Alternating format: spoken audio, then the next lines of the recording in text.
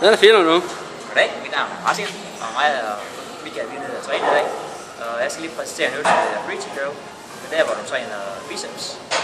Dem her, der er faktisk 2 muskler, der sidder her i forbindelse med hinanden. Det er en meget koncentreret øvelse, hvor du kun træner biceps. Man ligger med det her med albue her fast. Så kører man simpelthen bare ned.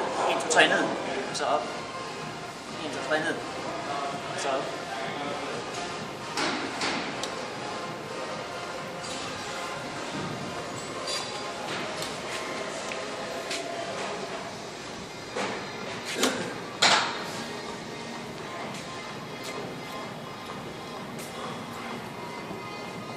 Ja.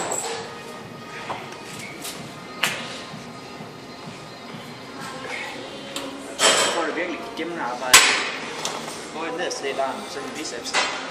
Og ved at du kører så langsomt ned, så får du rigtig trækket i din muskelfiber. Ja. Og det stimulerer simpelthen, at musklen de tænker, nu skal vi fandme blive stærkere til næste gang, vi laver den her øvelse.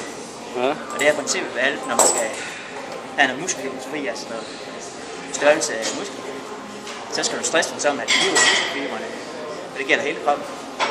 Det er at lave en koncentrisk øvelse, hvor du simpelthen kører ned med et pres, og så hurtigt op. Det er sådan princippet bag det her med, at man gør musklerne stærkere, og selvfølgelig sværere. Så det var Preacher Curl. Over and out.